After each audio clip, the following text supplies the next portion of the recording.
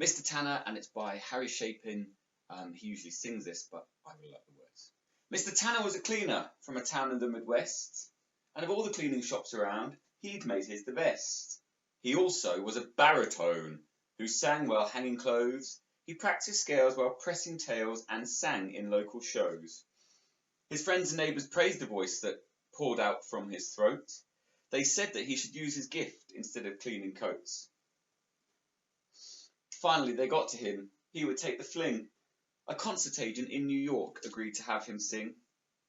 There were plane tickets, phone calls, money spent to rent the hall. It took most of his savings, but he'd gladly use them all. The evening came. He took the stage, his face set in a smile. In the half-filled hall, the critics sat, watching all the while. But the concert was a blur to him, spatters of applause. He did not know how well he sang. He only heard the flaws. But the critics were concise. It only took 4 lines, and no one could accuse them of being overkind. Mr. Martin Tanner, baritone of Dayton, Ohio, made his town hall debut last night.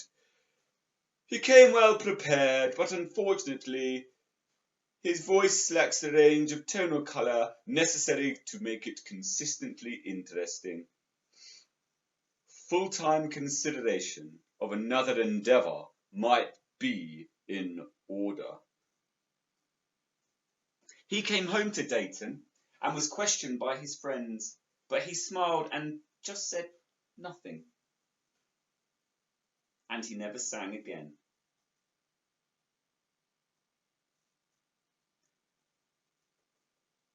But music was his life. It was not his livelihood. And it made him feel so happy, and it made him feel so good. He sang from his heart, and he sang from his soul. He did not know how well he sang. It just made him whole.